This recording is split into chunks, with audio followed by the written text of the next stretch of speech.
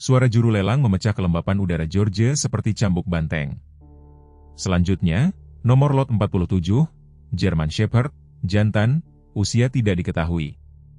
Aku berdiri di belakang halaman lelang sementara tempat penampungan hewan daerah. Tidak berniat menawar apapun. Rumah pertanian kecilku sudah menampung 2 kucing jalanan dan seekor Labrador artritis bernama Cooper. Udara dingin bulan Februari menembus jaketku yang tipis saat aku berkerumun dengan 2 lusin penduduk setempat lainnya, kebanyakan di sini untuk ayam dan peralatan pertanian yang dilikuidasi bersama hewan-hewan yang tidak diinginkan. Harga pembukaan, $1, lanjut juru lelang. Antusiasmenya menurun saat petugas menyeret seekor German Shepherd kurus ke depan. Telinga anjing itu terlipat rapat ke tengkoraknya, matanya melirik liar ke seluruh kerumunan. Bekas luka menutupi bulunya yang kusam. Dia bergerak dengan pincang yang jelas, kaki belakang kanannya hampir tidak menyentuh tanah. Agresif, tidak cocok untuk keluarga. Mantan pemilik menyerahkan. Juru lelang melafalkan, $1. Siapa saja? Kerumunan itu bergerak dengan tidak nyaman. Seseorang berdeham. Anjing itu menempelkan dirinya ke kaki petugas, gemetar terlihat jelas. Mungkin harus menidurkan yang satu ini hari ini jika tidak ada yang tertarik, kata juru lelang datar. Panggilan terakhir, $1. Sesuatu di mata anjing itu menarik mataku dari seberang halaman. Bukan agresivitas, ketakutan murni. Aku pernah melihat tatapan itu sebelumnya di wajah-wajah di tempat yang jauh dari sini. Tanganku terangkat sebelum otakku bisa membantah. Terjual seharga $1 kepada wanita di belakang, juru lelang memanggil dengan kelegaan yang terlihat jelas dalam suaranya. Hari keberuntunganmu, Nona. Sedikitpun aku tidak tahu bahwa $1 itu akan mengubah hidup kami berdua selamanya. Jangan lupa untuk memberikan tanda suka dan bagikan pendapat Anda di komentar, serta kota tempat Anda menonton. Sekarang mari kita lanjutkan dengan ceritanya. Nama saya Jessica Taylor, 34 tahun, mantan perawat tempur dengan Rumah Sakit Pendukung Tempur ke-31 dari Fort Benning. Saat ini saya bekerja sebagai asisten dokter hewan di klinik hewan Riverdale, tempat kekacauan dapat diprediksi dan tidak ada yang menembakimu. Rumah pertanian kecilku terletak di atas 3 hektar tanah, tepat di luar batas kota, cukup jauh dari tetangga sehingga tidak ada yang mengeluh ketika aku bangun berteriak pada pukul 3 pagi. Militer melatihku untuk menyelamatkan nyawa tetapi tidak pernah mengajariku bagaimana menyelamatkan nyawaku sendiri. Setelah aku pulang, aku menamainya Shadow, karena itulah dia selama minggu pertama, bayangan yang menyelinap di belakang furnitur setiap kali aku memasuki ruangan. Dokumen penampungan mencantumkannya sebagai campuran German Shepherd tidak dikenal, kira-kira 5 hingga 7 tahun, dengan bagian riwayat kesehatan yang benar-benar kosong, kecuali untuk hati-hati, ketakutan, agresivitas yang dicap dengan huruf merah yang marah. Tubuh Shadow menceritakan kisah yang berbeda dari dokumen. Ketelitian militer telah dipukulkan ke anjing itu, lalu dipukulkan lagi oleh apapun yang terjadi setelahnya. Tulang rusuknya menonjol seperti tuts piano di bawah bulu yang kusam. Sebuah bekas luka bergerigi membentang dari bahu kirinya ke bawah, rusuknya berkerut dan tidak sembuh dengan benar. Kaki belakangnya menyeret sedikit, menyebabkan gangguan dalam langkahnya. Ketika aku mencoba memeriksa giginya malam pertama itu, dia menggeram rendah di tenggorokannya. Bukan agresivitas tetapi peringatan. Kami memiliki kesamaan itu, setidaknya. Propertiku tidak seberapa. Sebuah rumah pertanian lapuk dengan beranda yang membungkus, sebuah gudang kecil yang telah aku ubah menjadi garasi, dan 1 hektar yang dipagari tempat Cooper, Labrador tuaku, menghabiskan hari-harinya untuk tidur siang di bawah sinar matahari. 2 kucing penyelamat, Max dan Ruby, memerintah kerajaan interior dengan kaki besi. Tak satu pun dari mereka yang tampak senang dengan kedatangan Shadow. Riverdale, Georgia, terletak 20 mil sebelah timur Fort Benning, cukup kecil sehingga semua orang tahu urusan semua orang, tetapi cukup besar untuk tersesat jika kamu berusaha cukup keras. Itu adalah jenis kota di mana pertandingan sepak bola sekolah menengah Jumat malam masih menjadi acara utama, di mana restoran menyajikan menu sarapan spesial yang sama seperti yang telah disajikan sejak 1976, dan di mana pendatang baru dipandang dengan kecurigaan sopan sampai mereka telah melewati setidaknya 1 musim badai. Aku memilihnya justru karena tidak ada seorang pun di sini yang mengenalku sebelumnya. Sebelum Afghanistan, sebelum kecelakaan Medevac, sebelum mimpi buruk. Aku tidak tahu bahwa anjing lelang $1 akan memaksaku untuk menjadi bagian dari kota ini dengan cara yang telah kuhindari selama bertahun-tahun. Perjalanan pulang dari lelang adalah pelajaran kesabaran. Shadow menolak untuk masuk ke truku pada awalnya, meringkuk dan gemetar melihat pintu belakang yang terbuka. Setelah 20 menit membujuk dengan lembut, dia akhirnya mengizinkanku untuk mengangkatnya ke dalam kabin, tempat dia menempelkan dirinya ke pintu penumpang seolah berharap untuk menembusnya. Setiap gundukan di jalan membuatnya tersentak. Setiap mobil yang lewat membuatnya menundukkan kepalanya. Pada saat kami berhenti di jalan masuk kerikilku, buku-buku jariku memutih di roda kemudi. Rumah, manis, rumah, kataku, lebih untuk mengisi kesunyian daripada apapun. Mata kuning Shadow berkedip ke arah suaraku, lalu menjauh. Mata itu menyimpan sesuatu yang aku kenali, tatapan 1000 yard. Aku terlalu sering melihatnya di rumah sakit tempur. Tatapan seseorang yang telah melihat terlalu banyak dan tidak dapat menghapusnya. Menurunkannya dari truk terbukti lebih mudah daripada menaikkannya. Segera setelah aku membuka pintu, dia melesat, berlari melintasi halaman. Sebelum aku bisa meraih tali kekangnya, aku membeku, yakin dia akan menghilang ke hutan di belakang propertiku. Sebaliknya, dia berhenti di tepi berandaku, otot-ototnya tegang, hidungnya bekerja lembur saat dia mengambil alih wilayah yang tidak dikenalnya. Tidak apa-apa, panggilku lembut, menjaga jarakku. Tidak ada yang akan menyakitimu di sini. Dia tampak tidak yakin. Cooper, Labrador tuaku, memilih saat itu untuk keluar ke beranda dengan derit khasnya. Shadow menegang, geraman rendah membangun di tenggorokannya. Cooper, setengah buta dan sama sekali tidak terkesan, hanya mengendus ke arah Shadow sebelum menempatkan tubuh artritisnya di bantal beranda favoritnya.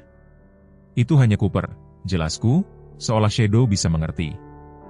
Dia tidak berbahaya kecuali kamu adalah biskuit. Butuh 3 jam untuk membujuk Shadow masuk ke dalam rumah. Kucing-kucing itu secara alami membuat diri mereka langka. Aku menyiapkan tempat tidur anjing di sudut ruang tamu, menempatkan semangkuk makanan kering dan air di dekatnya, dan memberinya ruang. Malam pertama itu dia tidak menyentuh makanan. Dia tidak berbaring di tempat tidur. Dia hanya berdiri di sudut mengawasiku dengan mata berhantu itu. Tantangan nyata pertama datang sekitar tengah malam. Februari di Georgia dapat membawa cuaca yang tidak terduga, dan malam itu badai petir bergulir dengan dendam. Ledakan guntur pertama membuatku duduk tegak di tempat tidur, jantung berdebar kencang. Suara itu terlalu mirip dengan artileri yang jauh untuk dibedakan oleh otakku yang sedang tidur. Ledakan kedua disertai dengan suara keras dari bawah, diikuti oleh goresan panik. Aku menemukan Shadow mencoba menggali jalan melalui lantai ruang tamuku, kukunya berdarah, tubuhnya gemetar begitu hebat sehingga dia hampir tidak bisa berdiri tegak. Ketika aku mendekat, dia memperlihatkan giginya, matanya liar dan tidak melihat. Hei, kataku, menjaga suaraku tetap tenang meskipun denyut nadiku sendiri berpacu. Kamu aman. Kamu berada di Riverdale, Georgia. Ini hanya guntur. Aku mengulangi kata-kata itu seperti mantra, duduk di lantai beberapa kaki jauhnya saat badai mengamuk. Aku berbicara kepadanya tentang tidak ada dan segalanya, perkiraan cuaca untuk besok, masalah mendengkur Cooper, keran bocor di kamar mandi yang terus-menerus ingin kuperbaiki. Secara bertahap, napasnya melambat. Bagian putih matanya menjadi kurang menonjol. Menjelang fajar dia pingsan karena kelelahan, tubuhnya cukup dekat dengan kakiku yang terentang sehingga aku bisa merasakan kehangatannya. Di jam-jam pagi itu, saat hujan menghantam jendela dan Shadow akhirnya tertidur, aku menyadari, anjing ini tidak hanya dilecehkan atau diabaikan. Dia pernah berperang. Beberapa hari berikutnya membangun rutinitas tentatif. Shadow menolak untuk makan jika aku mengawasinya. Dia hanya akan buang air di sudut terjauh halaman yang dipagari. Dia tersentak pada gerakan tiba-tiba, dering bel pintu, mesin mobil. Pertama kali aku mengulurkan tangan untuk menyentuhnya, dia membentak tanganku, lalu segera meringkuk, seolah mengharapkan pukulan balasan. Ben Williams, dokter hewan tempat aku bekerja, dan salah satu dari sedikit orang yang kuanggap sebagai teman, setuju untuk melakukan kunjungan rumah daripada membuat Shadow mengalami stres di klinik. Bahkan dengan aku memegang tali kekang sementara Shadow, Ben membutuhkan 15 menit untuk mendekat cukup dekat untuk pemeriksaan singkat. Ada tato di dalam telinganya, kata Ben, mengerutkan kening saat dia menyinari lampu pena ke arah kepala Shadow. Identifikasi gaya militer. Ini bukan hanya sekadar hewan peliharaan, Jess. Aku berani bertaruh lisensiku. Anjing ini dilatih untuk bertugas. Ben nyaris tidak berhasil mengambil darah untuk tes sebelum toleransi Shadow habis. Dia kekurangan gizi, mungkin memiliki parasit, dan kaki itu patah parah di beberapa titik dan sembuh salah, Ben menyimpulkan saat dia mengemasi tasnya. Tapi itu bukan masalah terbesarnya. PTSD, kataku pelan. Ben mengangguk, matanya serius di bawah kacamata berbingkai kawatnya. Sama seperti ibu barunya. Bahkan sebelum truk Ben menghilang di jalan masukku, sebuah mobil patroli polisi berhenti. Sheriff Thomas Winslow keluar, ekspresinya suram di bawah topi kobau standar departemennya. Ada keluhan tentang anjing berbahaya, Jessica, katanya tanpa basa-basi. Dari Ethan Bradley di sebelah. Katanya kamu membawa pulang anjing penyerang militer. Aku menghadapi Sheriff Winslow dengan apa yang kuharap adalah ekspresi santai. Dia adalah German Shepherd yang kupungut di lelang daerah. Hampir bukan anjing penyerang. Dia setengah kelaparan dan takut pada bayangannya sendiri. Wajah lapuk Winslow tetap tanpa ekspresi. Di usia 50, dia telah menjabat sebagai Sheriff Riverdale selama hampir 2 dekade. Dia tidak dikenal suka mengobrol, tetapi dia adil. Tidak keberatan jika aku melihatnya? Aku membawanya ke sisi rumah tempat Shadow telah mundur ketika mobil polisi tiba. Anjing itu berdiri dengan punggung menempel di dinding, tubuhnya bergetar karena tegang. Tenang sekarang, gumam Winslow, membaca situasi dengan benar. Dia berjongkok, membuat dirinya lebih kecil. Bradley mengklaim anjing ini menerkam cucunya ketika dia mengendarai sepedanya melewati propertimu. Itu tidak mungkin, kataku tegas. Shadow belum meninggalkan halaman yang dipagari dan dia bersamaku setiap menit. Selain itu, dia takut pada orang asing. Dia lari, bukan ke arah mereka. Winslow mempelajari Shadow untuk waktu yang lama. Anjing militer, bukan? Pertanyaan itu mengejutkanku. Dokter hewan berpikir dia mungkin pernah. Ada tato di telinganya. Kakak iparku melatih K9 di Fort Benning, kata Winslow, suaranya melembut sedikit. Mengenali sikap itu. Anjing ini pernah berperang. Sesuatu dalam nadanya membuatku menyadari Winslow tidak ada di sini hanya untuk keluhan. Jadi apakah kamu akan menyuruhku menyingkirkannya? Winslow berdiri, lututnya berderak. Tidak hari ini, tetapi, Jessica. Kota ini memiliki aturan tentang hewan berbahaya. Kamu punya 2 minggu untuk menunjukkan dia bukan ancaman atau aku harus memberlakukan ordonansi. Dia menyerahkan selembar kertas kuning kepadaku. Pertemuan Dewan Kota Kamis depan. Bradley mendorong pemungutan suara untuk melarang anjing militer di dalam batas kota. Kupikir kamu harus tahu. Setelah Winslow pergi, aku melakukan upaya pertamaku dalam pelatihan khusus dengan Shadow.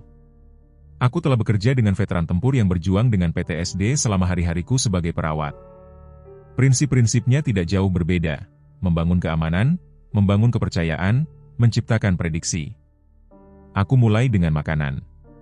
Alih-alih hanya mengisi mangkuknya, aku duduk di lantai dekatnya, segenggam makanan kering di telapak tanganku. Kamu makan saat kamu siap, kataku pelan. Tidak terburu-buru. Butuh 45 menit, tetapi akhirnya rasa lapar mengalahkan rasa takut. Shadow merayap maju, menyambar sepotong makanan kering, dan mundur. Kami mengulangi tarian ini selama berjam-jam sampai akhirnya dia tetap berada dalam jangkauan lengan, dengan hati-hati makan dari tanganku yang terulur. Terobosan itu datang 3 hari kemudian. Aku sedang duduk di ayunan beranda meninjau hasil tes darah awal Ben untuk Shadow ketika aku menggumamkan, duduk, perintah lama yang kupelajari dari seorang dokter Jerman di Afghanistan. Reaksi Shadow adalah segera. Posturnya diluruskan dan dia duduk, matanya lurus ke depan menunggu instruksi lebih lanjut. Kamu mengerti perintah Jerman, bisikku. Aku mencoba yang lain, berbaring. Shadow segera jatuh ke posisi berbaring. Diam. Dia berdiri. Fus. Dia bergerak ke posisi tumit di sampingku. Setiap perintah memicu respons otomatis, memori otot yang melampaui trauma apapun yang membawanya ke lelang itu. Pada saat itu aku melihat sekilas anjing yang pernah dia, disiplin, cakap, dilatih untuk suatu tujuan. Malam itu, saat aku menyikat bulunya yang semakin mengkilap, jari-jariku menemukan sesuatu yang terkubur di bulu di lehernya, sebuah tag logam kecil yang telah disembunyikan oleh kusut. Ukirannya sebagian aus, tetapi aku bisa melihat Delta 7 dan apa yang tampak seperti nomor unit militer. Penemuan itu memberanikan aku. Keesokan harinya aku menelepon kantor urusan publik Fort Benning. Saya menanyakan tentang anjing pekerja militer, jelasku kepada yang menjawab. Penunjukan, mungkin Delta 7, German Shepherd. Nona, Saya tidak dapat merilis informasi tentang MWD tanpa otorisasi yang tepat, datang tanggapan yang dilatih. Anjing ini ditemukan terlantar di tempat penampungan daerah, aku menekan. Jika dia adalah properti militer, tidakkah Anda menginginkannya kembali? Jeda. Apa katamu penunjukannya adalah Delta 7? Jeda lain, lebih lama kali ini. Tunggu sebentar. Aku dipindahkan 3 kali, akhirnya mencapai seorang Mayor Harrison yang nada pendeknya menyampaikan kejengkelan atas gangguan itu. Nona Taylor, jika Anda telah menemukan properti pemerintah, Anda diharuskan untuk segera mengembalikannya. Dia bukan, itu, bentakku. Dia adalah anjing yang telah diabaikan dan ditinggalkan setelah melayani negaranya. Saya akan mengirim seseorang untuk mengambil hewan itu besok. Tanpa konfirmasi identitas atau catatan dinasnya, tanpa penjelasan tentang bagaimana dia bisa berakhir di lelang daerah? Saya rasa tidak, Mayor. Jantungku berdebar kencang tetapi aku menjaga suaraku tetap tenang. Saya juga seorang veteran. Saya tahu hak-hak saya dan hak-haknya di bawah Undang-Undang Pensiun Anjing Pekerja Militer 2016. Penyebutan undang-undang tersebut menyebabkan perubahan halus dalam nadanya. Apa sebenarnya yang Anda cari, Nona Taylor? Catatan dinasnya, riwayat kesehatannya, nama pawangnya, dan penjelasan mengapa anjing militer terlatih bisa berakhir terlantar. Itu informasi rahasia. Kalau begitu saya kira saya harus bertanya kepada anggota Kongres saya mengapa uang pembayar pajak digunakan untuk melatih anjing yang akhirnya dibuang seperti sampah. Aku tidak tahu bahwa aku masih memiliki pertarungan semacam ini dalam diriku, tetapi kehadiran Shadow di kakiku memberiku keberanian yang kupikir sudah lama hilang. Mayor Harrison menghela napas. Saya akan memeriksanya. Jangan berharap banyak. Pertemuan Dewan Kota hari Kamis tiba tanpa kabar dari Fort Benning. Aku meninggalkan Shadow dengan aman di rumah dan berjalan ke gedung kota Riverdale sendirian. Ruang pertemuan itu sangat penuh. Ethan Bradley rupanya telah mengumpulkan dukungan. Bradley sendiri duduk di barisan depan. Kerangka tingginya dan kerutan kekalnya sudah dikenal oleh siapapun yang tinggal di Riverdale lebih dari sebulan. Keluarganya telah menggarap tanah yang berdekatan dengan tanahku selama beberapa generasi dan pendapatnya memiliki bobot. Ordonansi hewan berbahaya berada di urutan ketiga dalam agenda. Ketika namaku dipanggil, aku mendekati podium dengan telapak tangan berkeringat tetapi tekad yang mantap. 5 anggota dewan menatapku dengan ekspresi mulai dari kebosanan hingga permusuhan terbuka. Nona Taylor, Presiden Dewan Martina Diaz memulai, Anda di sini untuk menentang petisi Tuan Bradley mengenai German Shepherd yang baru-baru ini Anda peroleh, yang diduga sebagai anjing penyerang militer terlatih. Silakan nyatakan kasus Anda. Aku menarik napas dalam-dalam. Ini bukan hanya tentang menjaga Shadow lagi. Ini tentang melihatnya, benar-benar melihatnya apa adanya. Bukan barang rusak untuk dibuang, tetapi seorang veteran yang pantas mendapatkan perawatan dan rasa hormat. Namanya, kataku dengan jelas ke mikrofon, adalah Shadow. Dan sebelum Anda memberikan suara tentang nasibnya, ada sesuatu yang harus Anda ketahui tentang apa yang telah dia lakukan untuk negara kita. Ruang Dewan Kota menjadi sunyi saat aku berdiri di podium. 5 pasang mata meneliti saya dengan berbagai tingkat skeptisisme. Ethan Bradley duduk di barisan depan, lengan disilangkan di atas dada tongnya, seorang pria yang terbiasa mendapatkan jalannya dalam urusan Riverdale. Di belakangnya duduk beberapa pendukungnya, sebagian besar petani tetangga, dan beberapa warga yang lebih tua yang mengangguk setiap kali Bradley berbicara. Nona Taylor, desak Presiden Dewan Diaz, silakan lanjutkan. Aku menegakkan bahuku. Shadow datang kepadaku dengan kekurangan gizi yang parah, terluka, dan trauma. Tempat penampungan mencantumkannya sebagai agresif, tetapi itu tidak akurat. Apa yang diderita Shadow adalah PTSD, gangguan stres pasca trauma, kondisi yang sama yang memengaruhi banyak veteran kita yang kembali dari zona pertempuran. Aku mengeluarkan tag logam yang kutemukan di bulu Shadow. Tag ini mengidentifikasinya sebagai Delta 7, anjing pekerja militer. Meskipun saya belum menerima konfirmasi resmi, pelatihannya terbukti dalam responsnya terhadap perintah Jerman, reaksinya terhadap suara-suara tertentu, dan sikapnya secara keseluruhan. Shadow tidak berbahaya. Dia adalah seorang veteran yang telah dibuang. Anggota Dewan Perkins, pemilik toko perangkat keras pensiunan dengan pipi yang selalu kemerahan, mencondongkan tubuh ke depan. Nona Taylor, dengan segala hormat, seekor anjing dengan pelatihan militer pada dasarnya berbahaya. Hewan-hewan ini diajarkan untuk menyerang atas perintah. Mereka juga diajarkan disiplin dan kontrol, balasku. Shadow segera menanggapi perintah.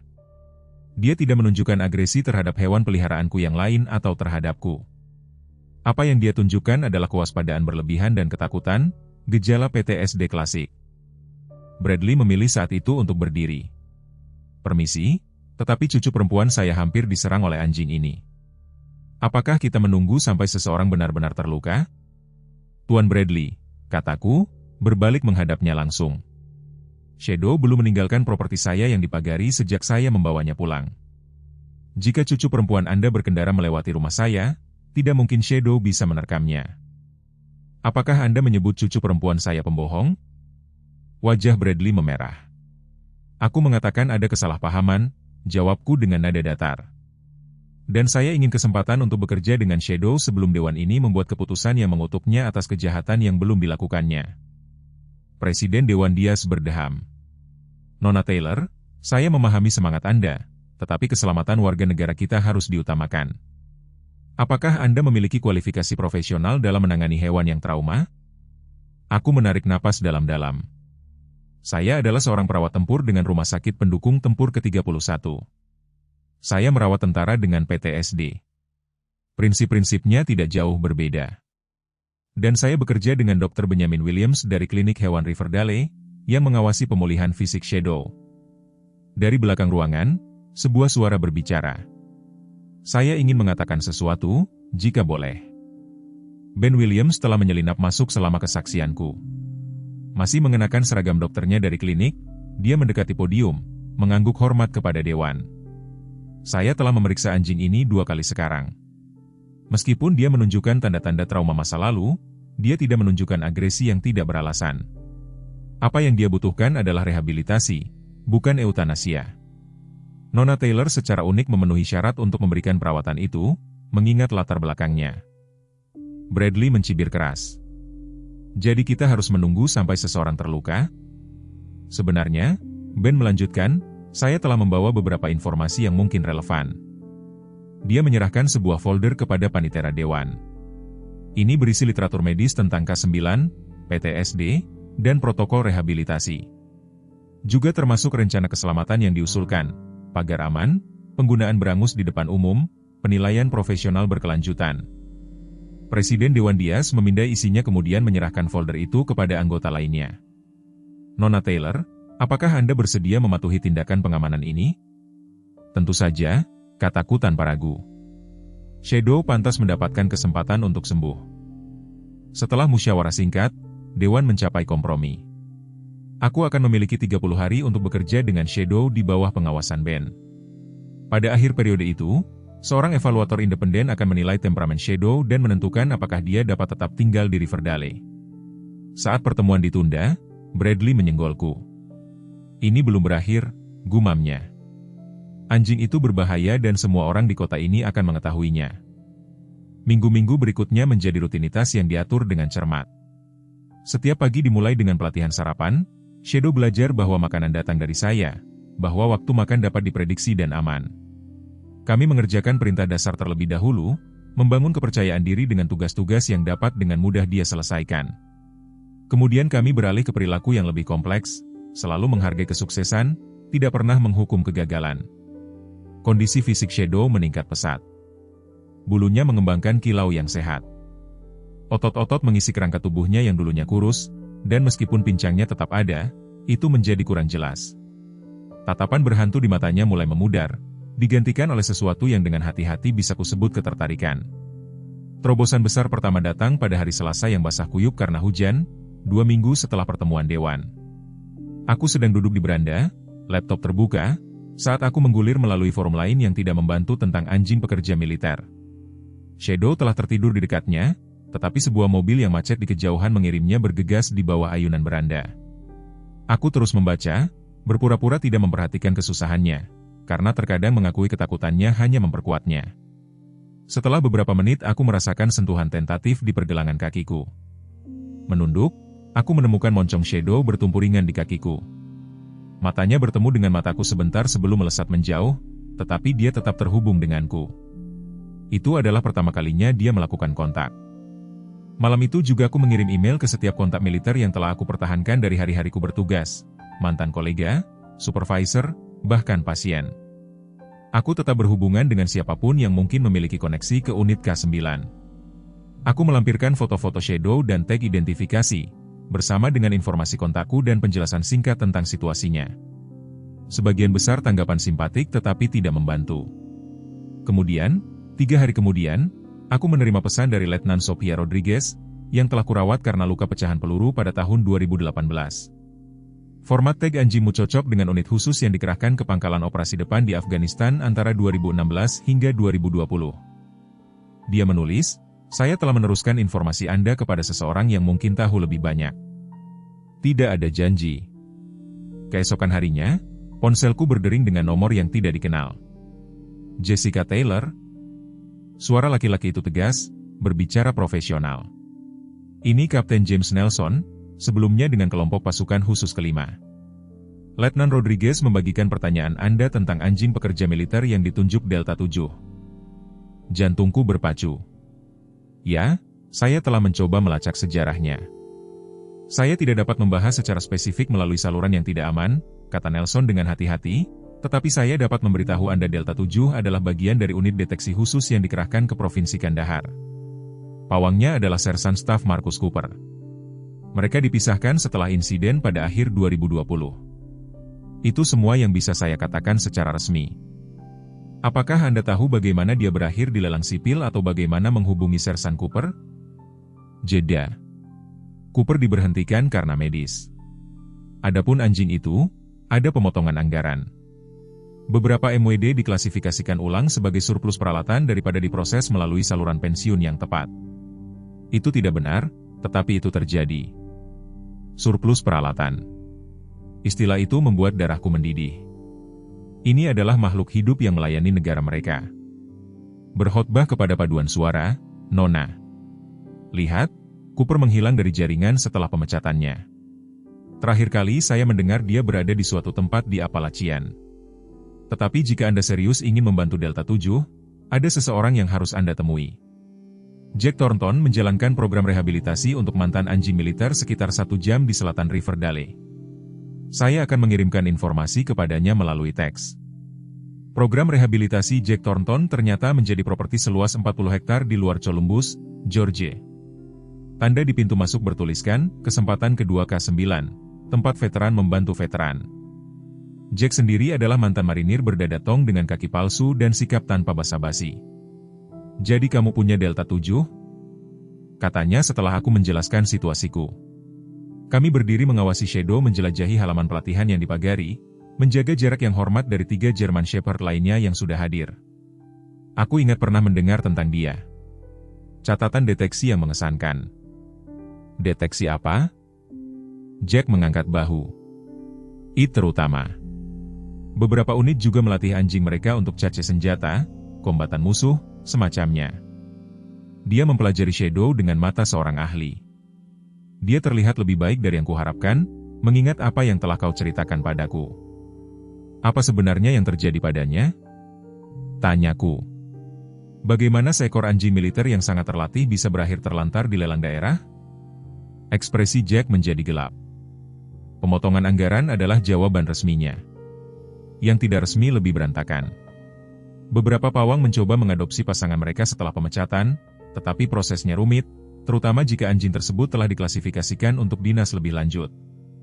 Terkadang anjing mengembangkan masalah yang membuat mereka tidak cocok untuk penempatan berkelanjutan, PTSD, keterbatasan fisik, usia, lalu mereka jatuh melalui celah-celah.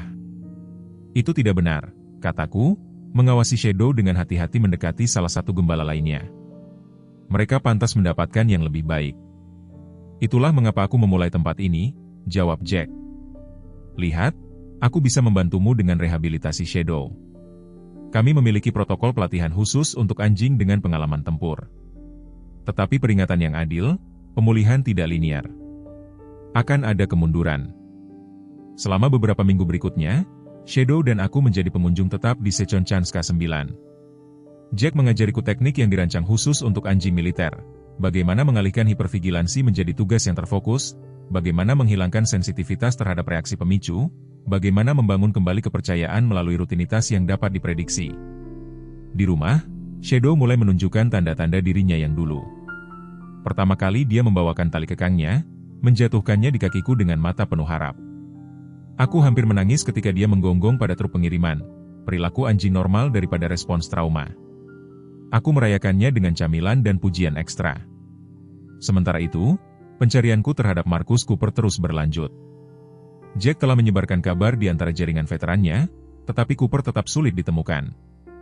Beberapa orang tidak ingin ditemukan, jelas Jack, setelah apa yang mereka lihat, apa yang telah mereka lakukan, terkadang menghilang terasa seperti satu-satunya pilihan. Aku sangat memahami dorongan itu. Media sosial memberi saya petunjuk berikutnya. Aku telah membuat halaman berjudul Mencari Pawang Shadow, dengan foto Shadow dan tag-nya, bersama dengan sedikit informasi yang aku miliki tentang pelayanannya. Halaman itu mendapat daya tarik sederhana di antara kelompok pendukung militer, yang akhirnya mencapai lebih dari 2.000 pengikut.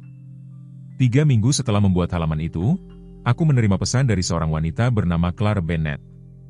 Aku pikir anjingmu bertugas dengan unit saudaraku di Afghanistan. Marcus tidak pernah berbicara tentang waktunya di luar negeri, tetapi aku mengenali nomor unit pada tag itu. Dia kehilangan anjingnya selama penempatan terakhirnya dan sejak itu dia tidak sama lagi. Clara tidak dapat memberikan informasi kontak langsung. Rupanya Marcus bersikeras untuk mengasingkan diri setelah dibebaskan, tetapi dia berjanji untuk menyebut Shadow selama panggilan bulanannya dengan saudara laki-lakinya. Itu tidak banyak, tetapi itu adalah koneksi terdekat yang pernah aku temukan sejauh ini. Saat tanggal evaluasi Shadow semakin dekat, bahkan Ben berkomentar tentang transformasinya. Jika aku tidak tahu sejarahnya, aku tidak akan pernah bisa menebak apa yang telah dilalui anjing ini.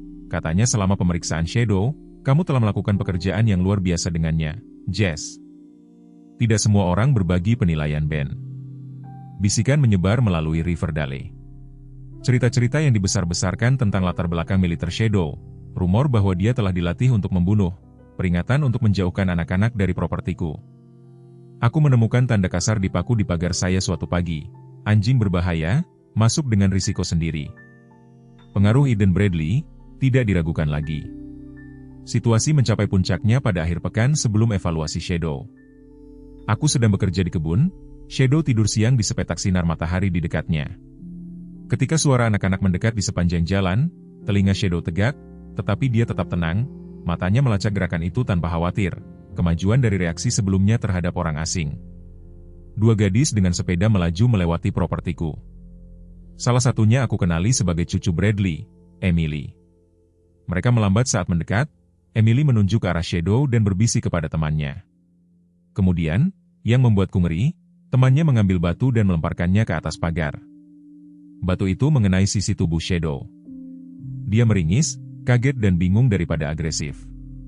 Sebelum aku bisa turun tangan, gadis-gadis itu melemparkan lebih banyak batu, tertawa ketika Shadow berebut untuk bersembunyi di balik gudang kebun. "Hei!" Aku berteriak, menjatuhkan alat berkebunku dan berlari ke arah pagar.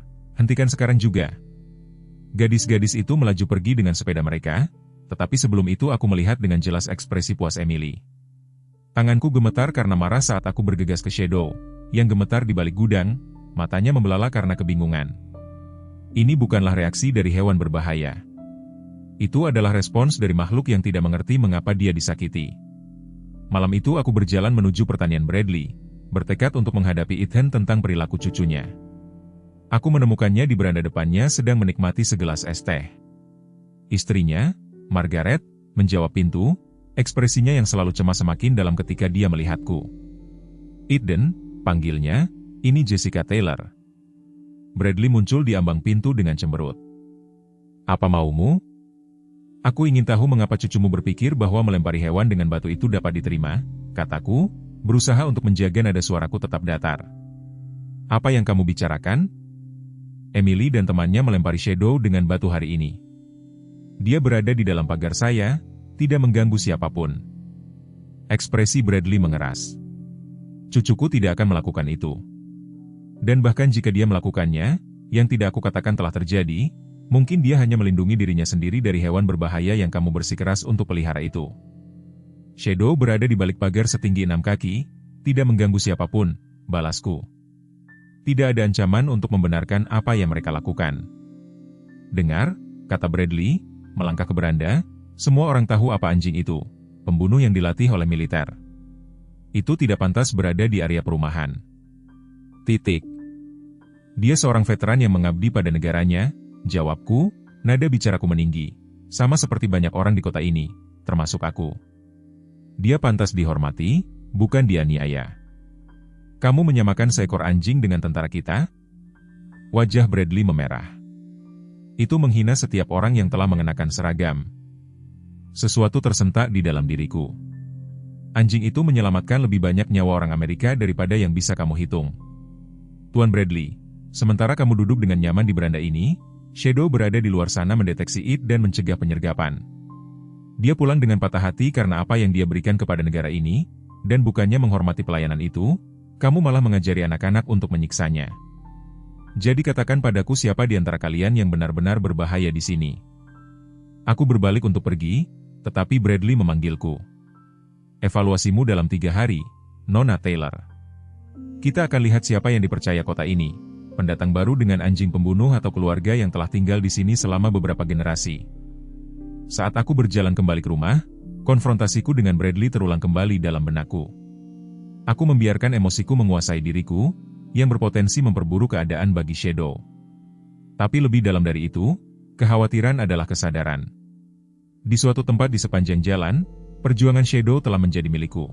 Perjuangannya untuk mengatasi trauma, untuk menemukan tujuan lagi, untuk dilihat apa adanya dia sebenarnya daripada apa yang dilukiskan oleh ketakutan. Itu mencerminkan perjalananku sendiri sejak kembali dari Afghanistan. Kembali di rumah, aku menemukan Shadow menunggu dengan sabar di dekat pintu. Ketika aku duduk di anak tangga beranda, secara emosional terkuras, dia duduk di sampingku.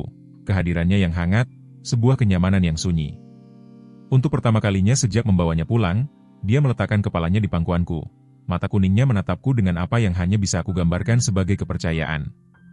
Kita akan mencari tahu ini, janjiku, dengan lembut membelai telinganya. Apapun yang terjadi, kita akan menghadapinya bersama. Apa yang tidak aku ketahui saat itu adalah bahwa takdir akan segera melemparkan bola lengkung kepada kami berdua yang akan mengubah segalanya. Sehari sebelum evaluasi Shadow, langit terbuka. Hujan menghantam atap, mengubah jalan masuk tanahku menjadi sungai berlumpur. Aku menghabiskan pagi hari untuk meninjau kriteria evaluasi untuk ke-10 kalinya, menyoroti bagian yang menunjukkan kemajuan Shadow. Evaluator independen akan mencari tanda-tanda agresi, menguji respons Shadow terhadap berbagai rangsangan, suara keras, gerakan tiba-tiba, orang asing mendekat. Bekerja. Suara Markus retak. Ketika Medevac akhirnya tiba, mereka memisahkan kami, prosedur standar selama evakuasi medis. Itu adalah terakhir kalinya aku melihatnya. Sampai hari ini, Clark menambahkan dengan lembut. Markus mengangguk. Aku dikirim kembali ke Jerman, lalu ke Walter Reed, masuk dan keluar dari operasi selama berbulan-bulan. Setiap kali aku bertanya tentang Delta, aku selalu diberi alasan yang tidak jelas. Akhirnya, seorang perwira mengatakan kepadaku bahwa dia terbunuh dalam ledakan sekunder setelah aku dievakuasi. Aku mempercayai mereka. Mengapa mereka berbohong tentang itu? Tanyaku. Ekspresi Markus mengeras. Karena setelah 5 penugasan, Delta dan aku menjadi tidak nyaman. Apa maksudmu? Kami tahu terlalu banyak, melihat terlalu banyak. Dia ragu-ragu, melirik saudara perempuannya, Clark meremas bahunya. Tidak apa-apa, Markus, dia perlu tahu. Markus berdiri tiba-tiba, bergerak ke sebuah peti kayu di sudut. Dia kembali dengan jurnal yang lapuk dan sebuah kotak logam kecil. Unit kami tidak hanya mendeteksi IT. Kami dikirim untuk memverifikasi intelijen sebelum serangan pesawat tak berawak. Prosedur standar mengharuskan konfirmasi visual target sebelum pertempuran. Delta dan aku adalah bagian dari tim verifikasi itu. Dia membuka jurnal itu, memperlihatkan halaman-halaman catatan tulisan tangan. Kami pandai dalam pekerjaan kami, terlalu pandai. 3 kali dalam penugasan terakhir kami menemukan kompleks sipil yang salah diidentifikasi sebagai posisi musuh. 3 kali aku membatalkan serangan yang akan membunuh orang-orang tak berdosa. Ketiga kalinya komandan kami sangat marah, mengatakan kami merusak misi. 2 minggu kemudian kami berjalan ke penyergapan itu. Clark menambahkan, suaranya tegang karena marah, dengan intelijen yang salah yang secara khusus dipertanyakan oleh Markus. Anda pikir itu disengaja? Implikasinya mengerikan. Aku tidak tahu, Markus mengakui. Tetapi setelah aku dievakuasi, Mereka menghapus Delta dari catatan, membuatnya mudah untuk memindahkannya ke kontraktor swasta yang mengerjakan program pencegahan yang ditingkatkan baru. Dia membuka kotak logam itu, mengeluarkan flash drive. Seorang teman di intelijen mengirimiku ini sebelum dia dipindah tugaskan.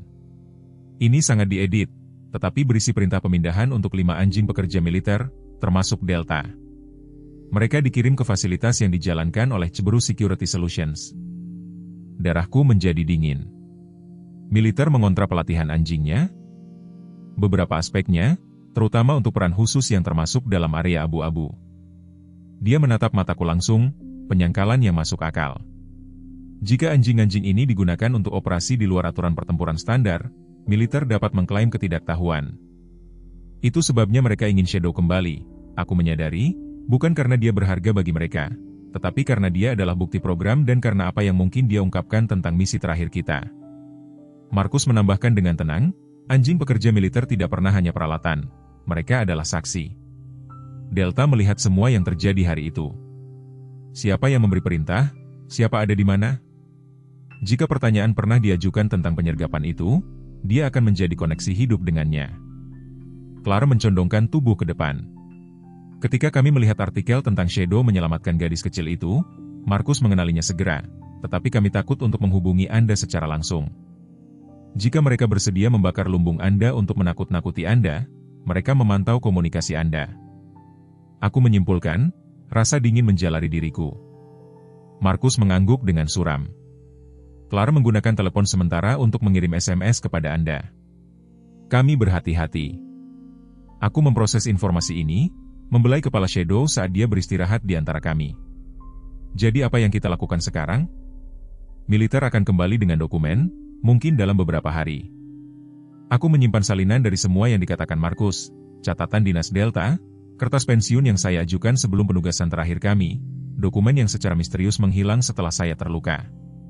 Itu tidak akan cukup untuk melawan seluruh militer, tetapi mungkin cukup untuk menciptakan keraguan, cukup untuk mendapatkan perhatian media, dan saya telah menghubungi Watchdog.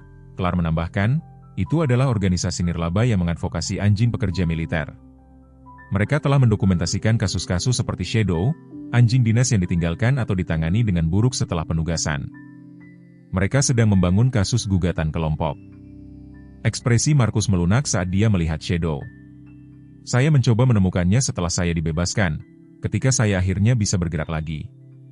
Saya menelepon setiap kanal militer, setiap program adopsi.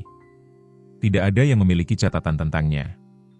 Seolah-olah dia tidak pernah ada. Tapi dia memang ada, kataku tegas, dia ada, dan begitu juga Anda. Kesaksian Anda tentang apa yang terjadi, dikombinasikan dengan kemunculan kembali Shadow dan bukti medis kondisinya, dapat mengungkap apapun program ini. Itu akan menjadi kata-kataku melawan militer, kata Markus pahit, seorang veteran yang rusak dengan PTSD versus Departemen Pertahanan. Menurutmu siapa yang akan dipercayai orang? Bukan hanya kata-katamu, koreksiku, bukti Anda, kondisi Shadow, jejak kertas dari penghilangan dan kemunculan kembalinya yang misterius di lelang daerah. Dan Anda tidak akan sendirian. Saya mengeluarkan telepon saya, menunjukkan kepadanya grup Facebook yang berkembang yang didedikasikan untuk kisah Shadow, ribuan pendukung, termasuk veteran, pawang anjing, dan warga biasa yang marah dengan perlakuannya. Orang-orang peduli tentang ini, Markus. Mereka peduli tentang dia dan mereka akan peduli tentang apa yang terjadi pada kalian berdua. Untuk pertama kalinya, secercah harapan melintasi wajah Markus. Itu tidak akan mudah. Militer melindungi rahasianya. Begitu juga kita, jawabku, meletakkan tanganku di punggung Shadow. Dia melindungi Anda dalam pertempuran. Sekarang giliran kita untuk melindunginya. Kami menghabiskan malam itu untuk memetakan strategi. Markus akan mengumpulkan semua dokumennya dan menyiapkan pernyataan tertulis tentang dinas Shadow dan misi terakhir mereka. Clara akan berkoordinasi dengan Watchdog untuk mempersiapkan tindakan hukum jika perlu. Saya akan kembali ke Riverdale dan mengumpulkan catatan medis Shadow, surat adopsi, dan kesaksian dari mereka yang telah menyaksikan rehabilitasinya.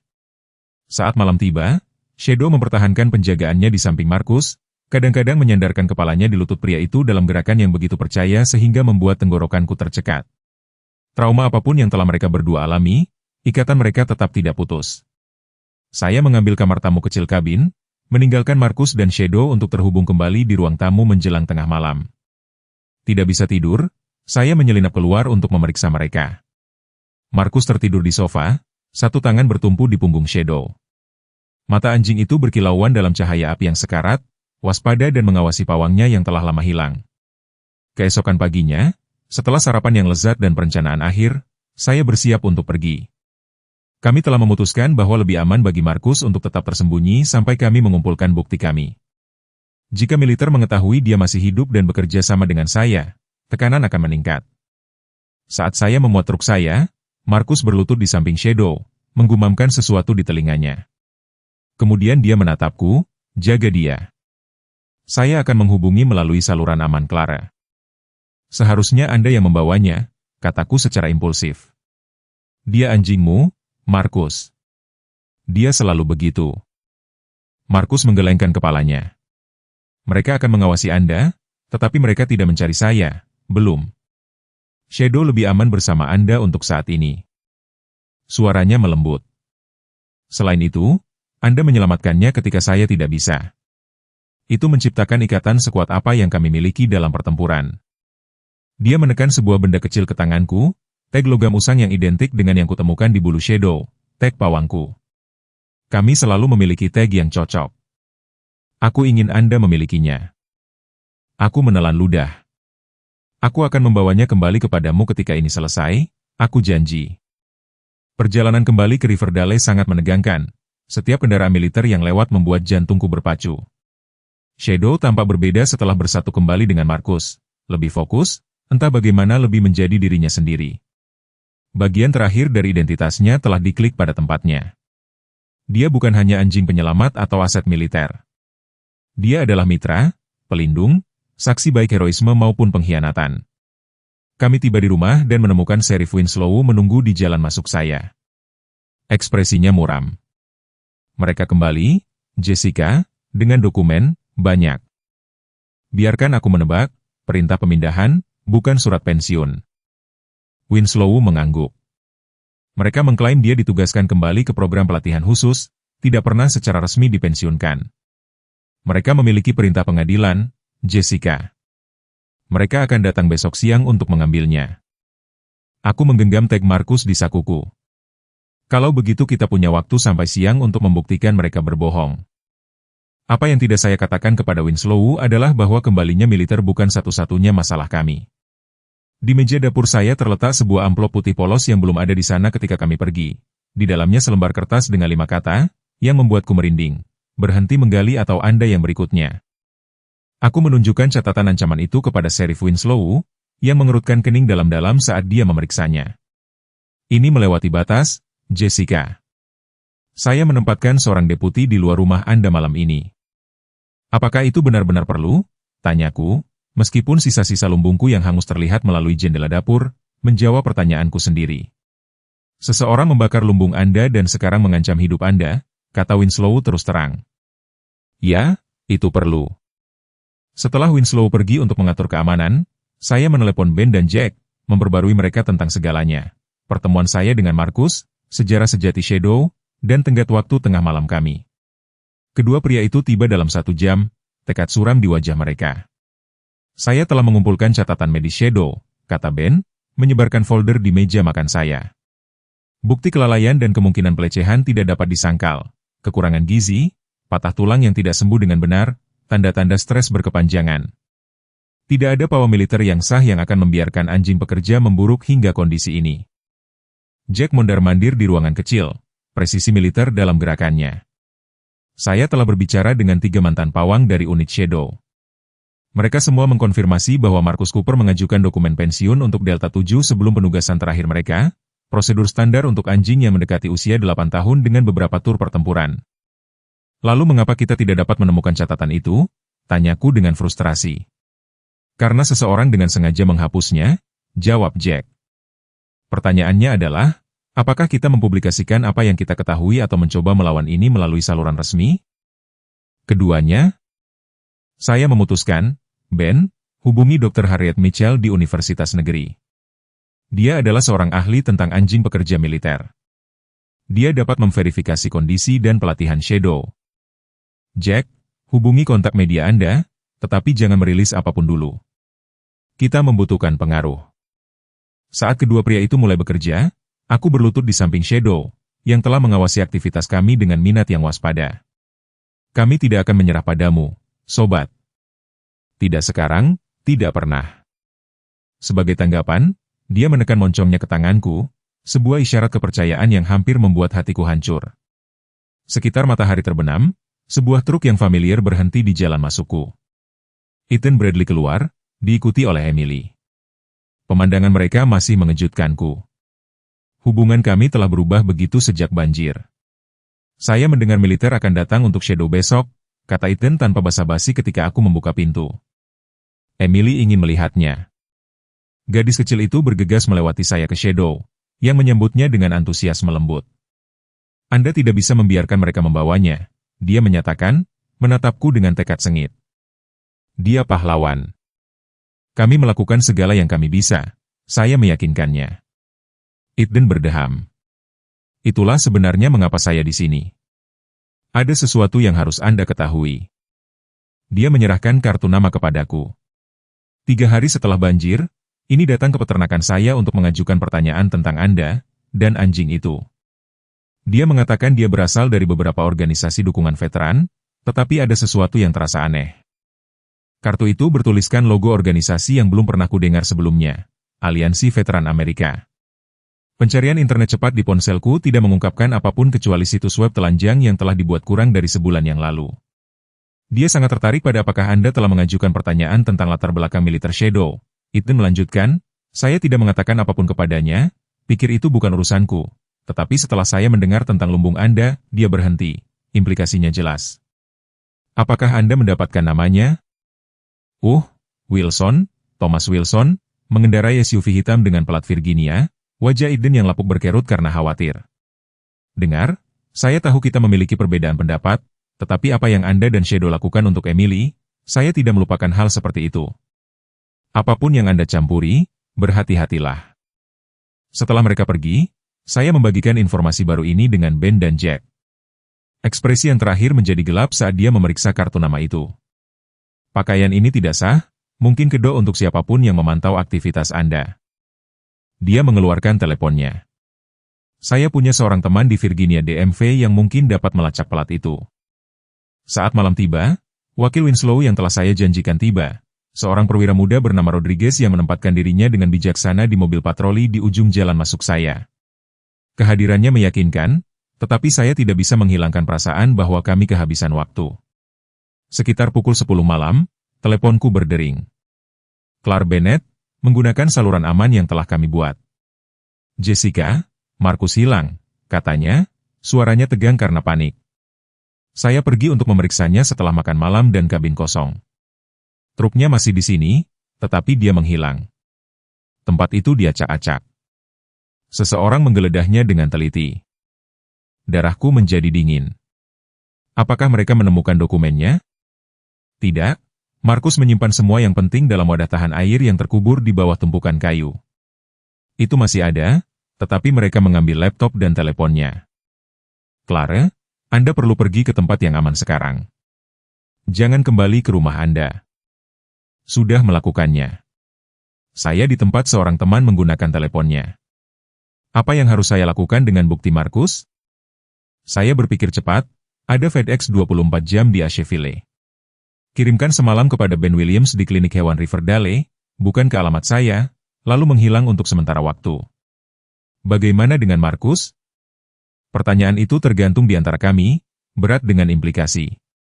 Jika siapapun yang berada di balik ini telah mengambil Markus, kita akan menemukannya, janjiku, dengan lebih percaya diri daripada yang kurasakan. Tetapi pertama-tama kita perlu mengamankan Shadow dan bukti itu. Tidur tidak mungkin malam itu. Shadow dan aku berjaga-jaga di ruang tamu, tubuhnya menempel di kakiku saat aku secara metodis mengatur bukti apa yang kami miliki. Sekitar pukul 3 pagi, Jack menelepon dengan berita. SUV itu terdaftar atas nama Cerberus Security Solutions, kontraktor yang sama yang disebutkan Markus. Mereka adalah perusahaan militer swasta dengan kontrak pemerintah untuk program pelatihan khusus, sangat kotak hitam. Jadi mereka pasti terlibat, saya mengkonfirmasi dengan suram. sampai ke leher mereka, Jessica. Mereka memiliki jangkauan yang serius. Jika mereka mengambil Markus, dia tidak perlu menyelesaikan pikirannya. Kami berdua tahu apa artinya itu. Fajar membawa hiruk-pikuk aktivitas. Ben tiba bersama Dr. Mitchell, ahli akademis yang setuju untuk memeriksa Shadow. Dia menghabiskan 1 jam bersamanya mendokumentasikan setiap bekas luka, setiap respons perilaku, setiap perintah yang dia kenali. Anjing ini menerima pelatihan militer elit, dia mengkonfirmasi ketika selesai. Memori otot tidak salah lagi, dan cedera-cedera ini, dia menunjuk catatannya, terutama patah tulang yang sembuh di kaki belakangnya, menunjukkan tanda-tanda perawatan yang tidak tepat yang konsisten dengan cedera lapangan, bukan kecelakaan pelatihan. Bisakah Anda bersaksi untuk itu? Tanyaku. Tentu saja, itu akan menjadi pendapat profesional saya bahwa anjing ini bertugas dalam pertempuran, menderita cedera yang sesuai dengan penjelasan pawangnya, dan kemudian menerima perawatan medis yang tidak memadai sebelum diberhentikan secara tidak benar dari dinas. Itu adalah awal, tetapi tanpa kesaksian tangan pertama Markus itu mungkin tidak cukup. Pukul 11 pagi, 1 jam sebelum militer dijadwalkan tiba, sebuah truk FedEx berhenti di luar. Paket dari Clara berisi semua yang kami butuhkan, catatan dinas asli Shadow, log misi Markus, dan, yang paling penting, salinan kertas pensiun Shadow, ditandatangani dan diberi tanggal sebelum penugasan terakhir mereka. Ini membuktikan mereka berbohong, kata Ben memeriksa dokumen itu. Pertanyaannya adalah, apakah itu cukup untuk menghentikan mereka? Hari ini kami akan mencari tahu. Tepat pada siang hari, 3 kendaraan berhenti di jalan masukku. Sebuah kendaraan polisi militer, sebuah transportasi angkatan darat standar, dan sebuah SUV hitam yang membuatku merinding, yang dijelaskan Eden. Letnan Harrington muncul dari kendaraan pertama, didampingi oleh 2 polisi militer. Dari SUV keluar seorang warga sipil dengan setelan mahal, licin, percaya diri, dengan mata keras seseorang yang terbiasa mendapatkan keinginannya. Thomas Wilson, gumam Jack di sampingku, keamanan Ceberus. Aku melangkah ke berandaku, Shadow di tumitku. Saat para pria mendekat, Deputi Rodriguez menempatkan dirinya di sampingku, tangan bertumpu dengan santai di dekat pistolnya. Nona Taylor, Letnan Harrington memulai. Kami memiliki perintah untuk mengambil MWD Delta 7, seperti yang telah dibahas sebelumnya.